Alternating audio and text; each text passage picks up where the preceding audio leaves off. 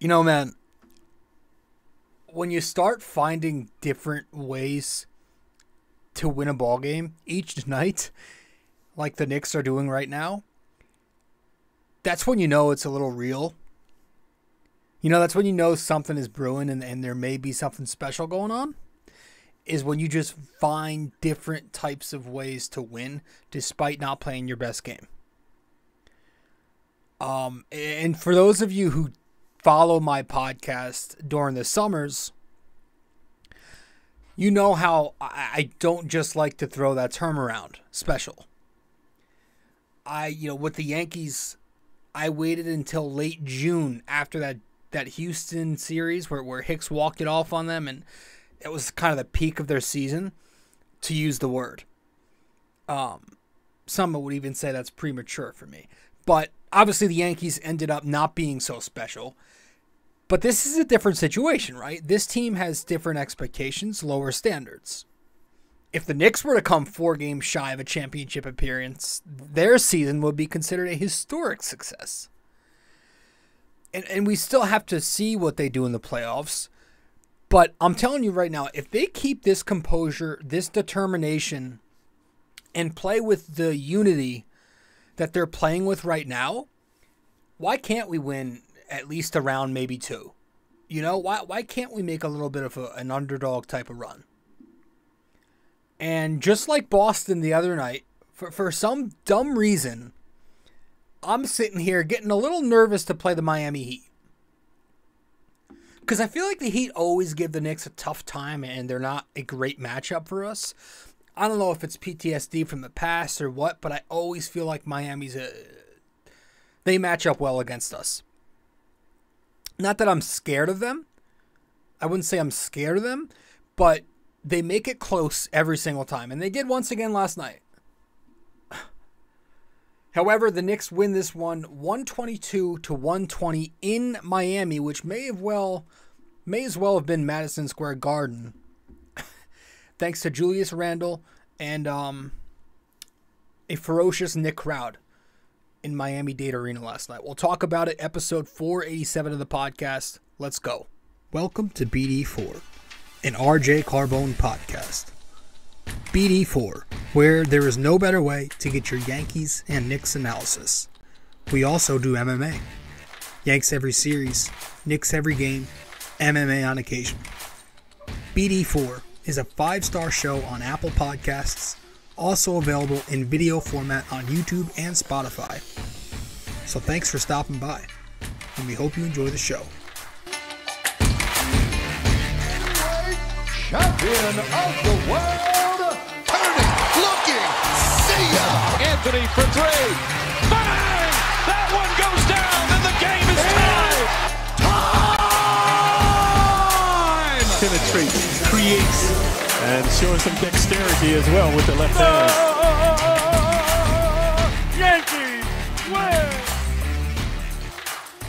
Let's talk some Knicks, man. I am excited to do this, man. Episode 487. This team is something. They beat the Heat. The Knicks beat the Heat for their 8th straight behind Randle's game winner last night. It was something. It was a tale of two halves, really. It started with Jimmy Butler, right? He got off to a hot start in the first quarter. He was getting to the free throw line constantly, which will become a theme of the night. He scored 33 points last night on 18 of 20 from the free throw line. But then you had, the Knicks just trying to stop him in many ways. You had RJ Barrett and Immanuel Quickley in some early foul trouble. Then you had Kevin Love, old washed Kevin Love, who totally forgot he was in the league until he saw that the Heat were interested and they signed him a few days ago. He starts hurting the Knicks a little bit. I mean, some rebounds, some tip-ins, a couple free throws. The Heat go up by 5 points late in the first period. But then the Knicks go on this massive 11-0 run, and it's led by mostly Julius Randle. I mean, he's stepping into the lane, shooting jumpers off one leg like he's Dirk. He's pulling up for three-pointers in transition like he's Steph. He goes for 20 points on 7 of 9 shooting, and he's perfect, 4 of 4 at the three-point line in the first quarter alone. The Knicks end up going ahead 37-31 after one. Second quarter arrives, and it's Quickley's turn. He's hot right out the gate, and he gets the Knicks on this 10-3 run out the gate in the second quarter. A couple 3-point balls. He had the runner in the lane working. Some free throws in there for him. And all of a sudden, it's 47-34 Knicks. A little while later in the second quarter, R.J. Barrett's getting hot with 8 consecutive for New York. He's attacking downhill, which he would do most of the night very effectively. And so Eric Spoelstra calls a timeout, and then the Heat come out of it a little hot. Gabe Vincent drills a 3, but Randle responds to the run, and the Nova Knicks get it going. It's Brunson and Hart. The Knicks enter halftime up 71-56. They shoot 63%. Something's going on with them where they get off to these crazy good starts now. But then the fun ended, and the battle began, and it got tough from there, and I started getting nervous. Bam Adebayo, who had 18 points last night, right away starts taking the ball up the court like a guard. And he's finishing around the basket, couple drives, a jumper in there, and suddenly it's a game. The deficit is single digits for the Heat, and that's when Thibodeau calls a timeout. The game goes back and forth for a little bit. Then it's Brunson who leaves the game with the sprained ankle on the fast break there. And I'm sitting there, the pessimistic asshole that I am, thinking he's done for not only last night, but for maybe 1 to 2, maybe 3 weeks. Like, I'm thinking worst case scenario. But no, of course, he just goes to the locker room to tape it up. And not only does he come back out to the bench, he later checks in and he drops a cool 25 on the night. And he barely missed again. The kid is as tough as anybody out there. I mean, he was even questionable heading into last night's game with the knee injury from the Mikal Bridges collision. And he dropped damn near 40 points. He's insane. But more on him later. It's Miami who keep getting closer and closer in that third quarter. They pull within 5. They pull within 3 after Tyler Hero knocks down a triple. He had 29 last night. But at the end of the third quarter, the Knicks make another small push. Quickley dumps one off to Hartenstein at the rim for the floater. Then you get Quickley knocking down a 3-point ball off some excellent ball movement. You had Randle pass out of a double. Hart swings to RJ. RJ swings to Quickley around the perimeter, and Quickley knocks it down to put the Knicks up 96-88, entering the fourth quarter. Fourth quarter comes, and Quickley wasn't done yet. He leads the Knicks on another run all by himself with 8 points in a row. Couple more 3-point balls in there. Another runner by Quick puts the Knicks up a dozen. Then it gets a little ugly. It's Oladipo. Remember that guy? He connects up top for a 3. Then you get the 5-second call on the Knicks inbound right after that. And then somehow Caleb Martin gets loose and knocks down a 3-pointer, and Miami takes their first lead since the opening minutes, 107-106. I don't know who it was that lost him there. I got to look back at the film, but he came all the way around from the weak side of the floor to knock it down. He was wide open. Fortunately, Jalen Brunson is unbelievable, and he came up with big shot after big shot for the Knicks. But Jimmy Butler, who's having arguably his best season yet, at least his most efficient season, did exactly that. He ties the game at the 1 minute and change mark, and now it's up to the Knicks. So the next time down for the Knicks, it was Randle with the and one baseline turnaround jumper over Bam Adebayo, and then he converts the free throw. Now, unfortunately, people are not going to remember that shot by Randle, obviously because he hit the game winner, but that was the biggest shot of the night. That kept the Knicks alive. If they missed that shot, that's the Heat with an opportunity to go up by 2 possessions, and the game could have easily went their way from there. But after that, after Randle knocks down the free throw, you get the controversial call on Quickley with Bam Adebayo bumping into Hero on the screen action. They say that Quickley made contact before Bam did, or at the same time. So Miami in the bonus, it sends Hero to the free throw line, and he cuts the lead to 1 after knocking them both down. The Knicks are up just 1. The next time down for the Knicks, though, you had Randle doing a bit too much, and he coughs it up into a double team. Miami takes it on the break from there, and Hero lays it in to take a 1-point lead for Miami. But of course, with 24 seconds left in the game still, Brunson takes it up the floor. He hands it, he kind of, he's like right next to Randle. He throws him the pass, who sees another double team. Yeah, Butler poking it loose. Randle goes after it on the right wing near the sideline, retrieves the ball, takes a dribble or two, and he's fallen to his right near the corner.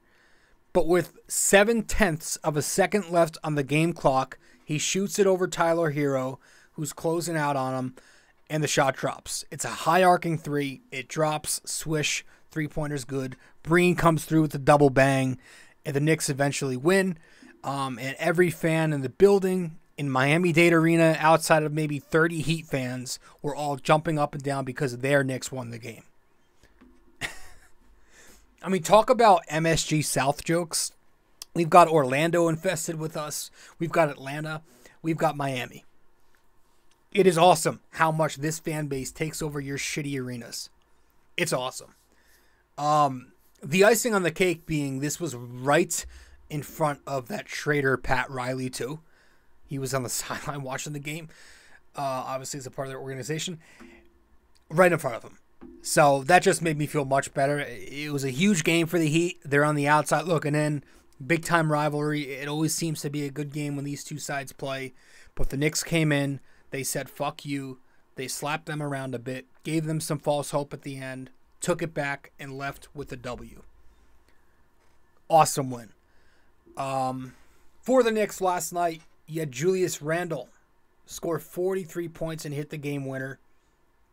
Jalen Brunson, 25 points on a bad knee and a bad ankle because, of course, Quickley, 21 more points from off the bench. Those three together, who might become the new big three for this team, they combined to shoot 64%. RJ Barrett's got 17 points on the night. He's 8 of 11 from inside the arc. Josh Hart didn't score much once again, but how about 7 rebounds, 3 assists, 2 steals, and a block, and his 8th win in 8 tries with the Knicks. The Knicks win again, 122-120 over the Heat. They shoot 58%, 52% from 3. You get 3 guys, Randle, Brunson, and Quickley, dropping 8 points apiece in the fourth quarter. This team is determined. They are locked in, and they're hungry to do nothing but win. They go up a bunch at halftime. They started struggling third quarter when the Heat made their adjustments. You got Robinson and Brunson playing banged up. The Knicks could have easily just said, hey, it's not our night. We had a hell of a run. We have some padding in the standings. Let's sit Brunson. Let's sit Mitch Robinson the rest of the way. Double up on rest before Sunday's big game against Boston. The manager of my favorite baseball team would definitely have that thought process. And maybe even some of the players would. But no, this Knicks team actually has a pair of balls. They have actually got a leader who's strong. They fight back, they scratch and claw, and they manage to, like I said, just find a way to win. That's simple. So it's now 8 in a row for these guys. It's 10 of 11, and again, since December 4th, they're now 28-14. That's 667 basketball. They're just 1 game behind the Cavs for 4th place. They are 2 games ahead of the irrelevant Nets, and now an entire 4.5 games ahead of Miami. 11 games above 500 on the year, 38-27, just a tick below 600 ball on the season, which I consider 600 to be the standard of a great team in this league. But man, I really wanted that 4th seed. I really want that 4th seed badly. I want it really badly. Home court's going to be important. I know the Knicks can play on the road, but I saw Cleveland's home record. I saw it. I was looking at the standings last night, and I had no clue, but I do now. I saw it. So I prefer that extra game being at the world's most famous arena. Do we end up playing the Cavs? Let's talk. Let's talk about it. Let's dive into this. Let's pick it apart. Let's get into this Knicks game. We'll head to our first break, get back, and we'll talk about it. Hey guys, so if you are a listener of the podcast often and you want to know where to find me on social media, you can find me on Facebook at BD4. You can find me on Twitter at BD4Pod. And you can also find me on Instagram at RobJCarbone. All right, welcome back to the show. I'm your host, RJ Carbone. You are listening to episode 486. That should say, that should say 487 right there of the podcast. Sorry. Where do we start? I want to start with Julius Randle because he's obviously getting the game ball. Bing bang. Julius Randle obviously wins the game ball last night. I mean, he was dominant either way, but as a rule, you knock down the game winner, you get the award. That's my rule. And hey, 4 years later into his Knicks career, Randle finally gets it off his back. I don't recall him ever hitting one like this in the very, very, very last seconds. He might have had one during the COVID year against Chicago, but I don't know that it was with 2 seconds remaining or 1.7 seconds remaining. Point being, he's not exactly been Mr. Clutch for the Knicks this year and for the Knicks period. We know that, but he's finally got it off his back, and I'm happy for him. He needed to get that off his back, and that possession earlier was rough. He turns it, he turns it over right into the double. I was cussing up a storm. Why are we going to Randle? Get the ball in Brunson's hands, all that stuff. But he was hot, and you could say he deserves it. It wasn't the prettiest play at the end there where he knocked it down, but Tibbs has gone to ISO Randle as his default at the end of games, and it never usually works. And it almost didn't. I mean, he almost lost it twice with Butler stripping him. But credit to him for getting it done when it counts. And that is all that matters. He got the shot in. He got it up and it fell. I got to give him credit. And anybody who's trying to discredit Randle at this point in the season, I think they're just trying to carry a narrative. You all know I'm not the biggest fan of Randle. I've never been. But how could you possibly over-criticize him at this point? He's putting up MVP caliber numbers. Obviously, he's not going to win the MVP, but he's at least he's top 7 on the key rankings. And also credit to Mitchell Robinson, because once the officials put time back on the clock, I saw the 1.7 and I was, biting every nail on my finger. The PTSD kicked in. But credit to Mitch for coming up with that big steal on the inbound to secure the win there. But hopefully that loosens up Julius in these moments now. Now that he got it out of the way. Maybe we see this more often from him. Maybe we see him knock down a few more clutch time shots for the Knicks. I don't know. But overall, he was robust. 43 points, 9 rebounds, 3 assists. He shot the ball 16 out of 25, 8 of 13 from 3. And he did this all across 36 minutes. It feels like it's either one of Randle or Brunson putting up 35, 40-something points every single night now. Doesn't it? It does. And that reminds me of something that I heard last night when I was listening to a Knicks podcast about the game. They were talking about about Randle, and they brought up a good point that the Knicks may not have what you would call a superstar, but they have 2 guys. They've got 2 guys who are capable of playing like a star on any given night. So if one isn't playing like a star on a certain night, there's a good chance that the other one might be on that level that same night. Not that we don't need a superstar going forward. We still need one, but it's a good way to think about it for the time being. And Randle has been dominating all year, though, man. with these absurd, again, what would be MVP numbers just a few years ago, we know about the three-point ball and how that's developed. He's increased the volume. He's top 10 in three-point makes in basketball. And ever since his shit show three-point contest, he's just been going off from the arc. In these 5 games post All-Star break, Randle is 50% on his threes, averaging 5.5 per game on 11 attempts per game. So that's like some Steph Curry, Damian Lillard type shit. But I really want to bring this up, how well he's been dominating. He's dominating the inside game. That doesn't get enough conversation, I feel like. His mid-range game is back. We saw that plenty last night. The shot on Adebayo on the baseline, perfection. He was attacking Adebayo there all night. It's been good. He's 42% on the season in the mid-range. That's a good, solid percentage. But he's also just dominating the paint. He's dominating the paint. Just relentless. Drawing fouls. Finishing through contact. Grabbing the offensive rebounds off a miss. He's dominating down there. He's shooting 67% in the restricted area. It's solid. But it's just the aggressiveness, the no-quit mentality that he's got down in the paint. And he's also working the mid-range as well as he's ever done.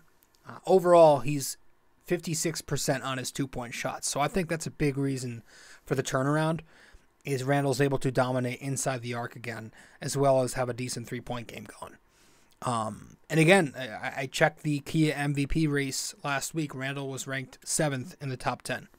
He's not going to win it, obviously. I get that, but to be in the conversation says a lot. So Julius Randle, can't criticize him anymore. You got to give him credit. I apologize for being so tough on you. But that's how it works in New York. And we're in a good spot with him now. Let's talk more about this game. I want to talk specifically about that second quarter because I thought it played a big part in this win. We'll talk about it when we return from break. Stay with us. Be right back. BD4 is located on many different platforms. You can listen to the podcast on Apple Podcasts, and if you do there, be sure to give us a 5-star rating and review. You can listen to it on Spotify, but you can also watch the podcast on both Spotify and YouTube. BD4 is available on many other platforms as well. All you got to do is search it up. Apple Podcasts, Spotify, YouTube, and much more. Welcome back to the show. I am your host, RJ Carbone. You are listening to episode 487 of the podcast. Man, that second quarter, I felt like it was the biggest part of the game. It was huge. It was much like the importance of the second quarter was much like the first half the Knicks had against, I don't know if it was Jersey or Boston, but it was big because it helped build up such a lead for when it got tight. The Knicks kind of used that as insurance. And I thought they did that with the second quarter last night. They just, they built momentum and then they ran off of that. They kind of lived off that huge second quarter. Josh Hart checks in, and once again, he's changing the pace of the game for the Knicks. He's pushing the tempo, rebounding, his head's up, he's going up the floor with the ball. He made outlet passes to RJ, who ended up hitting Obi in the corner. He later led the break with RJ as the trailer after the Mitchell Robinson block. But just the way that Josh Hart has come in here and done exactly what the Knicks have been needing, it's great. It's great. And again, only 5 points last night, but he's not shooting just to shoot. He was 2 for 3 against the Nets. He was 2 for 3 last night. He's doing what he has to do. He's doing everything they ask. He's getting the Knicks to run more, which is very important in this modern run and gun style era that we're in. The Knicks had 23 fast break points last night. And so that got me looking up a little numbers here. And I did some research. Before Josh Hart, in 57 games on the year, the Knicks were 27th in fast break points per game. But since acquiring Josh Hart, in 8 games, the Knicks have been 12th in fast break points per game. And that is undoubtedly undoubtedly not a coincidence. You watch the guy, he's going 100 miles an hour out there. His motor is the polar opposite of the guy who was traded for him. I'm not even going to mention that guy's name anymore because I was a big fan of him, but I want to get that toxicity out of here. And it's not him who was toxic. It was the conversation around him was toxic. The whole why doesn't Tibbs play him, this and that. But it's nice to not have that conversation a thing anymore. Josh Hart, unbelievable off the bench. Quickley, he's always played like that too. He's always got his head up on the break after going after rebounds. He's looking for guys on the other side of the floor too. But yeah, I thought that was especially important for the Knicks in the second quarter there to run the floor like they did last night, because the Heat, as we know, are a very tough defensive team in the half court. They slow it down. They play physical, much like the Knicks do. They use their size, their veteran savviness, if that's a word. So I thought Hart and Quickley did a nice job for the Knicks, especially in that second quarter. And Quickley, he's going to get the second award, the game ball off the bench for us, because I thought this guy was also very good. Bing, bang. 21 points for Quickley last night. Just continues to be almost perfect this year. 21 points, 7 of 11 shooting, 5 of 9 from 3-point distance, and hit both of his free throws. On the year, Immanuel Quickley's up to 13 points, 45% field goals, 36% from 3. And in his last 34 games, 16 points per game, 49% from the floor, and 40% from 3. Consistent. I am hammering that word with Quickley lately because it's been nothing but true. He has been consistent. And on both sides of the ball. You know, you could definitely argue that Immanuel Quickley has been their best, most consistent perimeter defender this season for the Knicks. He is a weapon in the point of attack. He navigates screens very well. That call on the Adebayo screen with Hero was a bit iffy for me. But he's playing great defense, and of course he's going to give you the scoring. And it's the timing of his shots that I love so much. It's the perfect timing. It's so relieving every time he knocks down a triple or connects on that floater over a big, because it always feels like it comes in big spots during the course of the night. Doesn't have to be in the final 5 minutes or whatever, but I'm just talking in big moments throughout the game. Like in the second quarter, again, when the Knicks had a decent lead, he knocked down a number of shots to make it a pretty large lead. Or in the second half, when the game was a lot tighter, he'd knock down crucial shot after crucial shot to stop the bleeding or get the momentum back. You know, the one at the end of the third quarter was a great example of that. And then obviously the 8 consecutive points in the fourth quarter there. I'm just happy for him. I'm very happy for him, and he looks happy. You know, he looks great, and I'm glad to be proven wrong. You know, maybe those trade rumors were good for him. You know, maybe they helped him up his game. And I think he's sticking around too. I do. I have a feeling that not only will Josh Hart get a new deal this summer, but I think Quickley's going to get his money as well. He becomes eligible for the extension, I think, in June, and I believe he's going to get it by then too. He's been too important to this team to just give him away for a first-round pick. Way too important. What else do we got here? You know, last night's offense, especially in the first half, once again, was everything. Whoops, that was a mistake. Trying to find the right graphic here. Here we go. Last night's offense was everything, once again, that I want to see from the Knicks down the stretch of the season, a.k.a. in a playoff round. And a big part of it is, you know, they're knocking down their shots lately, right? Their 3-point percentages have recently been phenomenal. You're getting guys like Rimes, Quickley, Randle, obviously, Brunson, and even RJ outside of last night knocking it down from 3 lately. During this 8-game win streak, they are 41% on their threes. So, pretty good. But, it's the transition play lately, which stems from great defense and rebounding. And it's also the ball movement in the half court, which I really have seen an uptick in lately. 23 assists last night, but I'm not talking assist numbers, man. I'm not looking at numbers. Just watch the way that they make the extra pass around the perimeter, the way that they're doing that lately. Look at the way Randle's kicking it out when they trap him in post up. Look at how Brunson does the same thing on the perimeter. I've counted a number of instances in the last 2 nights where the Knicks have won around the horn very quickly on the outside to get it to the guy in the corner, right? The pass on the wing, reading the weak side help to make that kick out. Shit like that. It's been pretty on point. And I'm telling you, running offense like that in a playoff series, instead of just ISO Randle and ISO Brunson where the defense is going to load up, it's really going to benefit them. You want to get everybody involved in those games. Of course, you can ISO. I'm not saying totally go away from it. But in times where guys aren't exactly on point with their shooting, or if the defense is playing a certain scheme on you, you got to mix it up and you got to know how to move the ball. Bust the zone, find the middle, screen, cut, find the open pockets. There are a few annoying, recurring themes when it comes to the Knick offense. I will say that I am not enjoying the foul shooting lately. It has got to improve.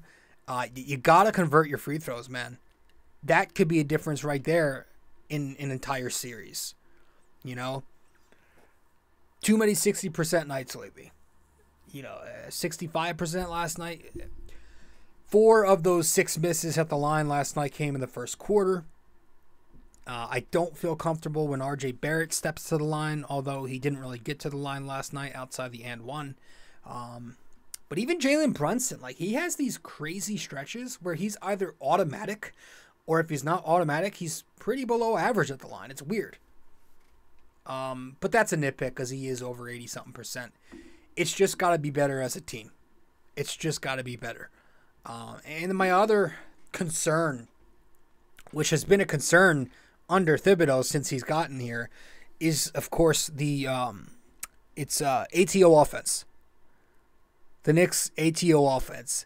Last night, again, on the inbound in the second half, guys are just standing still. Nobody's moving. Brunson was stuck, and you get the 5 seconds.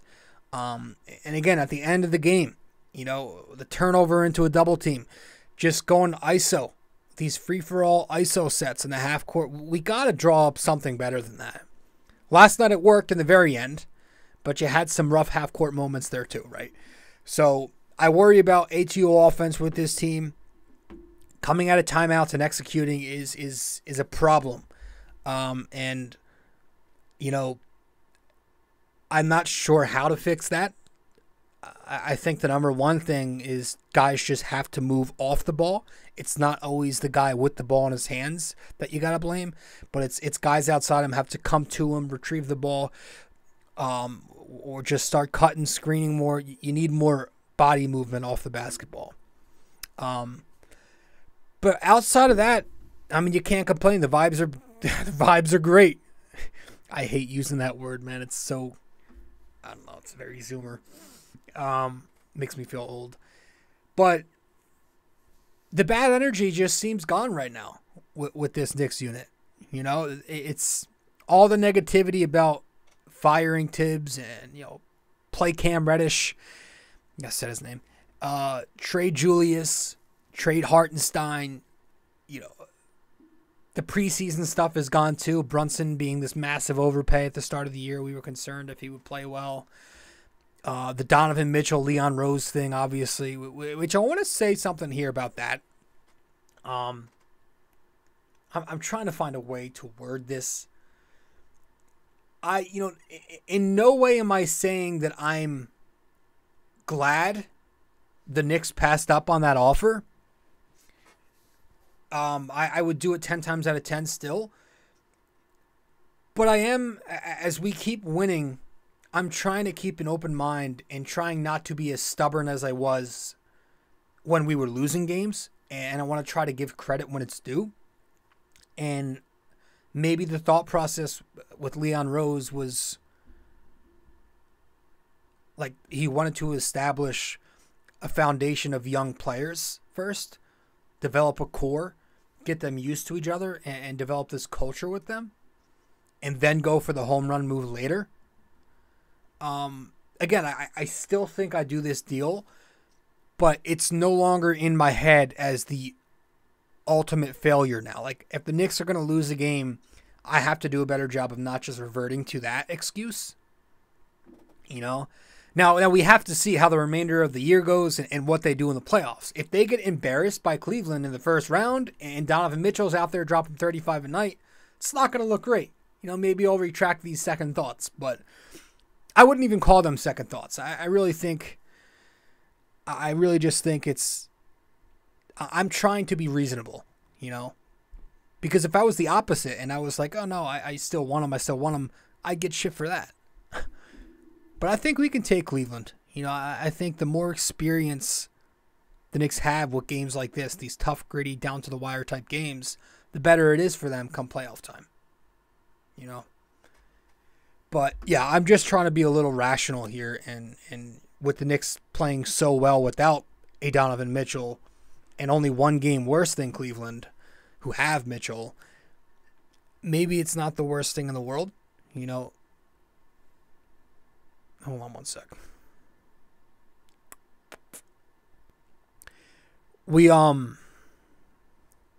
Maybe it's not the worst thing in the world. We still need a guy of that caliber, obviously, and that's the hardest part.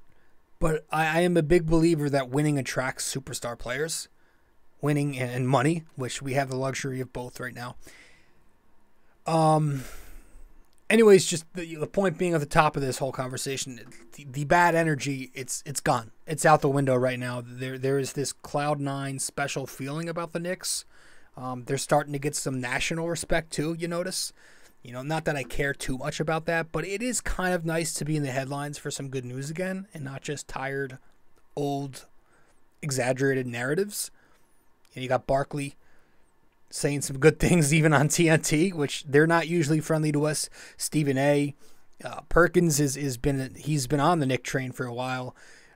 Redick, you know, it's nice to see some recognition around the league in a positive manner for a change. But to me, it's not just about this season. You know, it's actually more about the future possibilities that make me optimistic to a degree. So yeah, it's positive right now. We're trying to keep this a good thing going. Jalen Brunson, speaking of positivity, wow. Just something different, man. He's just something different. 25 points last night, 9 out of 14 shooting, 3 of 7 from 3, 8 assists. I mean, it's weird because I think most of us can agree that he's been their best, most consistent player. But he continues to get overlooked by the NBA. Not only did he miss the All-Star game, which he definitely should have been a part of, but he's not even in the MVP conversation, which is odd because, again, he's been the Knicks' best player. You know, just because he's 6'1" and he's not grabbing 10 rebounds, you can't exclude the guy from that conversation. The wins that he's helped this team get, amazing. The amount of times he's come through with big shots. Wow. Last night, some huge fourth quarter shots. My voice is coming and going. Big time fourth quarter shots when coming back from the ankle injury. Early fourth quarter, 4-point Knick lead. He knocks down the floater over Bam Adebayo. Tough shot. A little later, about 5:30 something remaining, the Heat, they're up a point. He drives on Oladipo, and he finishes with another floater. Late in the game, you had Caleb Martin switch onto him late in the shot clock. He ISOs him. Then he knocks down a tough turnaround jumper to put the Knicks up 3. And then, with 2 minutes to play, the Knicks up 2. He goes to the floater again over Oladipo high off the glass. The moment just never seems to be too big for him. That's the thing. He's calm, he's steady, he takes care of the basketball, so you feel very comfortable when he's got the ball out there late in a game or whenever the Knicks are facing some adversity. You feel comfortable when he's out there. It's just a different feeling when Brunson's out there as opposed to when Quickley's out there or even Hart running lead guard. No offense to them because they've been great themselves, but Brunson is just on a different stratosphere. He just gets it done. He gets the job done. And on the year, in crunch time situations, he's still second in the NBA, which he's been on that list all year. He's got 44 field goals made in crunch time situations, the final 5 minutes of a 5-point game.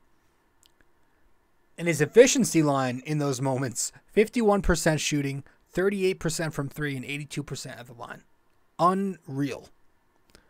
The Heat were trapping him in the pick and roll last night, but it didn't matter because he still made his passes. He found dunkers and cutters and perimeter shooters, and he finished shooting 9 of 14 with 8 assists. And just like that, after that that 3-game stretch where he was coming out the gate a little slow and missing some shots, Brunson is 75% on his field goals in the last 2 nights and 62% from three. The Knicks defense, and I hope he plays against Boston. I do. I hope he's okay. He'll probably be questionable tomorrow, but I hope he's good to go. I hope he's healthy, and I hope he plays because we're going to need him for that. I feel like that might be a tough game, but I've been saying that for a while, and look at me, getting proved wrong. The Knicks defense last night, obviously struggling to stay out of foul trouble. 23 personal fouls. They allowed 32 free throw attempts to go up, and again, Butler shot 20 of them. Miami's got a lot of savvy veterans. I get that. And there were some interesting veteran calls for sure that went their way. But you still got to be better there. You got to adjust to the officials as the game goes on. Tighten up, slide your feet, avoid those reach-ins. But I saw some good moments. I saw Mitchell Robinson, I thought, was very sharp defensively. And he didn't put up any numbers last night. Bam Adebayo, I feel like, is usually a tough matchup for him. But he did a nice job chasing him around last night and boxing him out to hold Bam to only 4 rebounds. He had the big steal for his second there at the end of the game. I thought he played a very impactful game. And a lot of time that can be the story of Mitchell Robinson.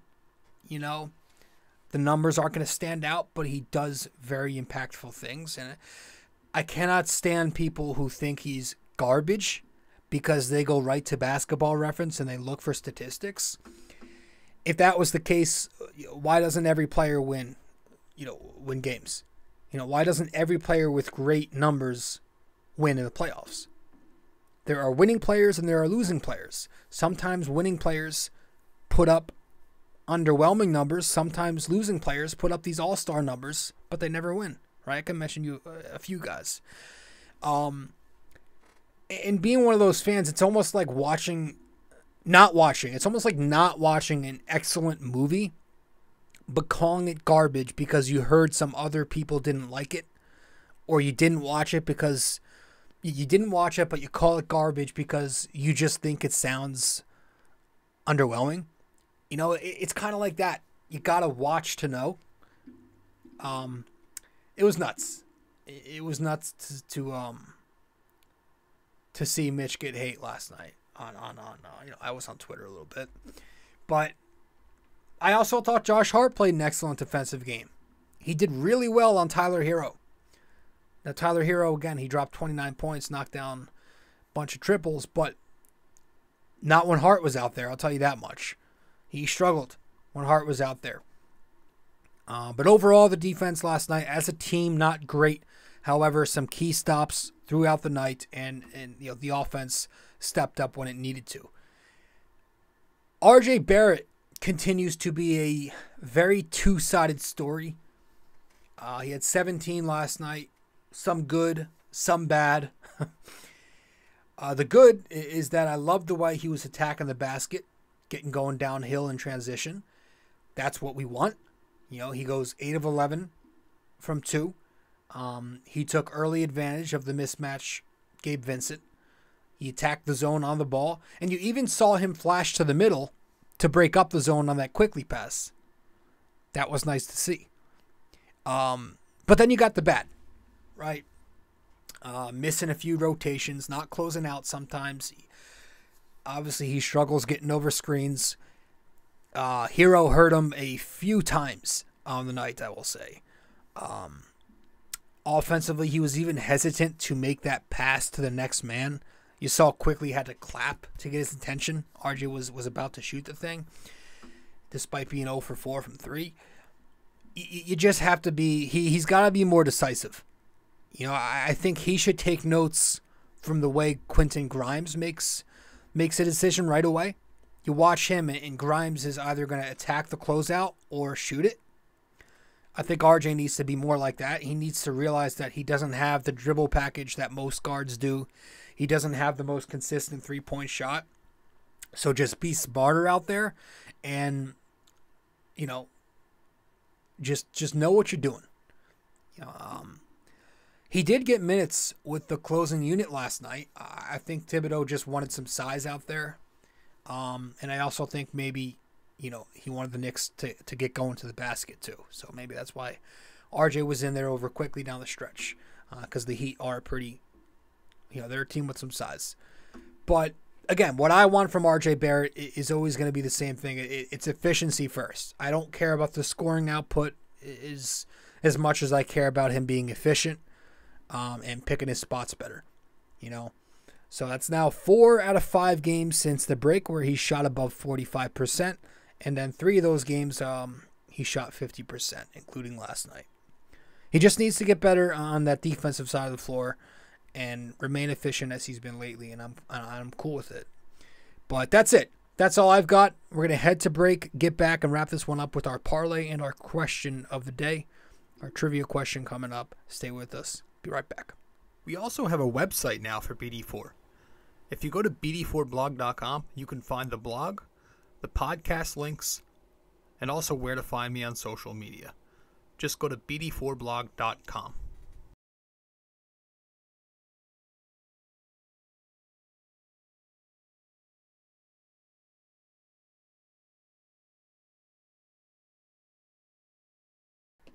All right. Welcome back to the show. I'm your host, RJ Carbone. Episode 487 of BD4.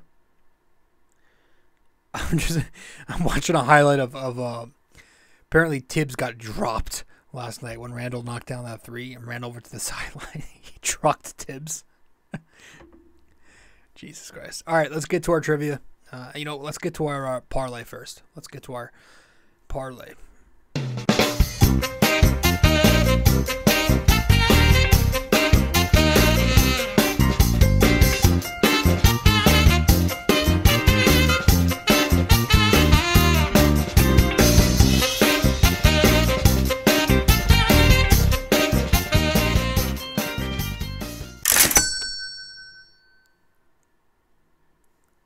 Welcome to RJ's Parlay, where my degenerate self breaks down tonight's big parlay. If I miss, it's not surprising. If I hit, I'll probably lose it all tomorrow night, because that's how this works. I'll probably lose it tonight on the John Jones fight, because I'm going nuts with that. And I cannot wait for that fight. The whole card's going to be good.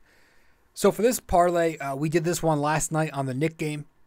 We had a 6-pick parlay for plus 223 odds. I had Jalen Brunson going for 20-plus points. Jalen Brunson going for 4-plus assists. Randle going for 20-plus points. Randle going for 6-plus rebounds. Grimes knocking down at least 1 3. And then Robinson for 6-plus rebounds. I nailed every single one except for the Robinson rebounds, and he finished with 5, not 6. That happens. That happens way too much. Way too much. Yeah, tonight I've got some money on John Jones. There's a plus 200 boost on FanDuel. And I'm not sponsored to say this, but I'm just mentioning it. For John Jones to win via sub or by decision. So I took that. I've also got a little money line hedger. Gone, Valentina, Jeff Neal. And then that's also parlayed with Milwaukee Bucks covering the 5 spread today, as well as the over in the Cleveland-Detroit game at 218.5. So I got a little bit of a 2-sport 5-picker. So that's it. Let's wrap this up with our trivia question of the day for episode 487 here.